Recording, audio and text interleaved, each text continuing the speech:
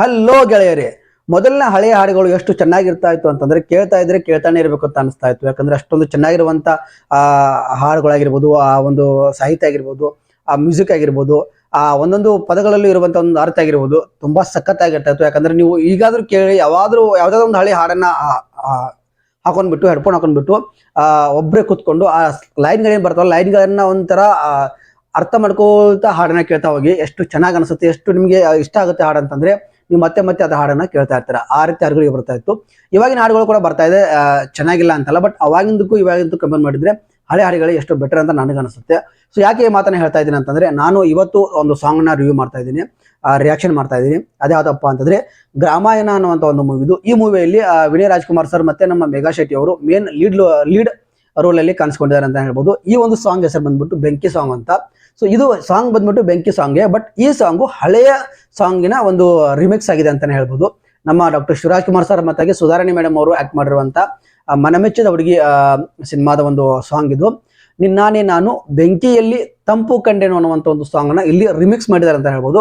So ಎಷ್ಟೇ remix ಮಾಡಿದ್ರು ಹಳೆ ಹಾಡೆ ಕೇಳಕ್ ಚೆನ್ನಾಗಿರುತ್ತೆ, ಬಟ್ ಇದು ಕೂಡ ಸಖತ್ತಾಗಿದೆ ಅಂತ ಹೇಳ್ಬೋದು. ಯಾಕಂದ್ರೆ ಸೋಷಿಯಲ್ ಮೀಡಿಯಾದಲ್ಲಿ ಇನ್ಸ್ಟಾಗ್ರಾಮ್ ಹಳೆ ಹಾಡುಗಳು ಟ್ರೆಂಡ್ ಆಗ್ತಾ ಇದೆ, ನಿಮ್ಗೆ ಗೊತ್ತಿರುವಂತ ವಿಷಯ. ಸೊ ಇವಾಗ ಈ ಹಾಡು ಕೂಡ ಇಲ್ಲಿ ಟ್ರೆಂಡ್ ಆಗ್ತಿದೆ ಅಂತ ಹೇಳ್ಬೋದು. ಇಲ್ಲಿ ನಮ್ಮ ವಿನಯ್ ರಾಜ್ಕುಮಾರ್ ಸರ್ ಅವರು ಸಖತ್ತಾಗಿರೋ ಮೂವಿಗಳನ್ನ ಕೊಟ್ಟಿದ್ದಾರೆ ಅಂತ ಹೇಳ್ಬೋದು. ಪೇಪಿ ಆಗಿರ್ಬೋದು, ಈಗ ರಾಮಾಯಣ ಬರ್ತಾ ಇದೆ, ಒಂದು ಸರಳ ಪ್ರೇಮ ಕಥೆ ಆಗಿರ್ಬೋದು, ಹಾಗೆ ಸುಮಾರು ಒಳ್ಳೆ ಒಳ್ಳೆ ಮೂವಿಗಳನ್ನ ಕೊಟ್ಟಿದ್ದಾರೆ. ಒಳ್ಳೆ ಸಿಂಪಲ್ ಆಗಿರುವಂತಹ ಒಂದು ಹೀರೋ ಅಂತ ಹೇಳ್ಬೋದು. ಎಲ್ಲೂ ಕೂಡ ಜಂಬಾನ ತೋರಿಸ್ಕೊಡಲ್ಲ, ಒಳ್ಳೆಯ ಹೀರೋ. ಆಕ್ಟಿಂಗ್ ಕೂಡ ಸಖತ್ತಾಗಿ ಮಾಡ್ತಾರೆ ಇವರು. ಒಂದು ಸರಳ ಪ್ರೇಮ ಕಥೆ ಅನ್ನುವಂಥ ಒಂದು ಮೂವಿ ಸಖತ್ತಾಗಿದೆ, ಯಾರು ಹೋಗಿ ನೋಡಿಲ್ಲ ದಯವಿಟ್ಟು ನೋಡಿ. ಮೋಸ್ಟ್ ವಾಚ್ ಮಾಡುವಂತ ಒಂದು ಮೂವಿ ಅದು, ಸಖತ್ತಾಗಿದೆ, ಎಲ್ಲರೂ ಕೂಡ ಇಷ್ಟ ಆಗುತ್ತೆ ಅಂತ ಹೇಳಕ್ ಇಷ್ಟಪಡ್ತೀನಿ. ಸೊ ಇವಾಗ ನಾನು ಈ ಒಂದು ಸಾಂಗ್ ನ ರಿವ್ಯೂ ಮಾಡ್ತಾ ಇದ್ದೀನಿ. ಆ ಸಾಂಗ್ ನ ಹೇಗಿದೆ ಅಂತ ಕೇಳ್ಕೊಂಡ್ ಬರೋಣ. ಅದಕ್ಕಿಂತ ಮುಂಚೆ ಎಲ್ಲರಿಗೂ ನಮಸ್ಕಾರ. ನೀವು ನೋಡ್ತಾ ಇದ್ದೀರಾ ಲಕ್ಕಿ ರಾಮ್ ಯೂಟ್ಯೂಬ್ ಚಾನಲ್. ನಾನು ಆರಾಮ್.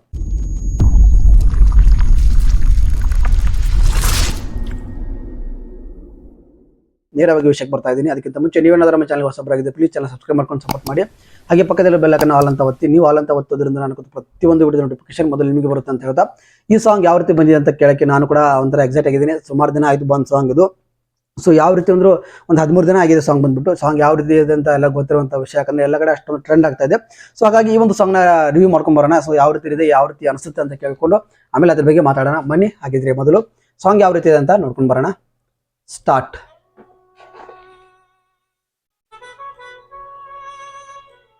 ಲಹರಿ ಚಿ ಉದಯ್ ಶಂಕರ್ ಅವಾಗಿನ ಬರೆದ ಸಾಂಗ್ ಅನ್ನ ಇವರು ರಿಮಿಕ್ಸ್ ಮಾಡಿದ್ದಾರೆ. ಸಖತ್ ಟ್ರೆಂಡ್ ಆಗ್ತದೆ, ಸಖತ್ ಸದ್ದು ಮಾಡ್ತದೆ ಅಂತ ಹೇಳ್ಬೋದು. ತಂಪು ಕಂಡೆನು ನನ್ನಾಡೆ ನಾನು ತೊಂಕಿನಲ್ಲೂ ಅಂದ ಕಂಡೆನು, ನಿನ್ನಾಡೆ ನಾನು ಬೆಂಕಿಯಲ್ಲ ತಂಪು ಕಂಡೆನು, ನನ್ನಾಡೆ ನಾನು ತೊಂಕಿನಲ್ಲೂ ಅಂದ ಕಂಡೆನು. ಮಗಳು ನನ್ನ ಸೇಮ್ ಸಾಂಗ್ ಬಟ್ ರಿಮಿಕ್ಸ್ ಮಾಡಿದಾರೆ ಅಂತ ಹೇಳ್ಬೋದು.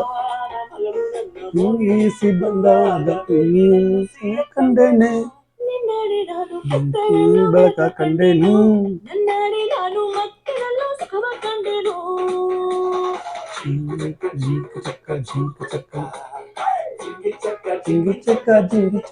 ಸಖತ್ ವೈರಲ್ ಆಗಿದೆ ಅಂತ ಹೇಳ್ಬೋದು ಸಾಂಗು. ಹಾಗೆ ಇನ್ಸ್ಟಾಗ್ರಾಮ್ ಅಲ್ಲಿ ಇದು ತುಂಬಾ ಟ್ರೆಂಡ್ ಆಗಿದೆ ಅಂತ ಹೇಳ್ಬೋದು. ಈ ಒಂದು ಸಾಂಗ್ ಅನ್ನ ಸುಮಾರು ಜನ ವಿಡಿಯೋ ಮಾಡ್ತಾ ಇದಾರೆ, ಸುಮಾರು ಜನ ರೀಲ್ಸ್ ಮಾಡ್ತಾ ಇದಾರೆ.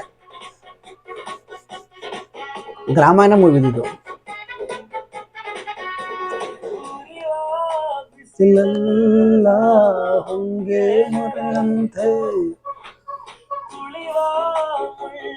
ಮೆಗಾ ಶೆಟ್ಟಿ ಮತ್ತೆ Vinay Rajkumar sir.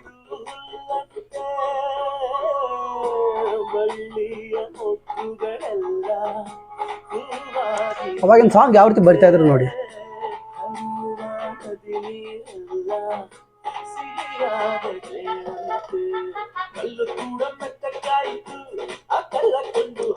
DJ song ತರ ಫೀಲ್ ಆಗ್ತಾ ಇದೆ.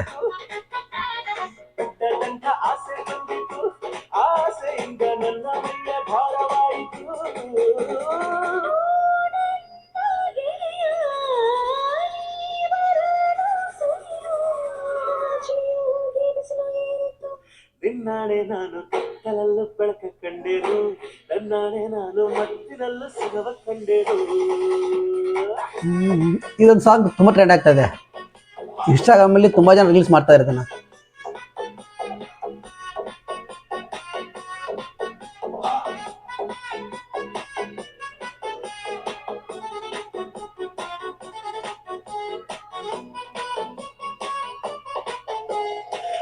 ಕತ್ತಲಲ್ಲೂ ಬೆಳಕ ಕಂಡೇನು ಕಣ್ಣಾಣೆ ನಾನು ಮತ್ತಿನಲ್ಲೂ ಸುಖವ ಕಂಡೇನು ಕಣ್ಣಾಣೆ ಕಂಡೇನು. ಕಣ್ಣಾಣೆ ನಾನು ಟೊಂಕಿನಲ್ಲೂ ಅಂದ ಕಂಡೇನು ಮಾವನ ಮಗಳು ಸೇಮ್ ಸಾಂಗ್ಗೆ ಸ್ವಲ್ಪ ಡಿಫ್ರೆಂಟ್ ಆಗಿ ಮ್ಯೂಸಿಕ್ ಹಾಕಿದ್ದಾರೆ, ಒಂಥರ ಕೇಳಿ ತುಂಬಾ ಚೆನ್ನಾಗಿದೆ.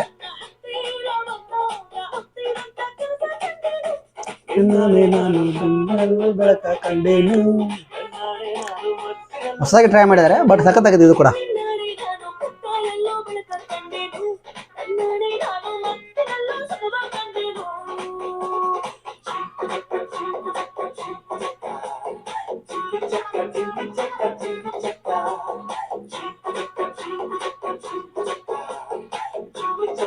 ಸ್ಟೆಪ್ಸ್ ಕೂಡ ಸಖತ್ತಾಗಿದೆ.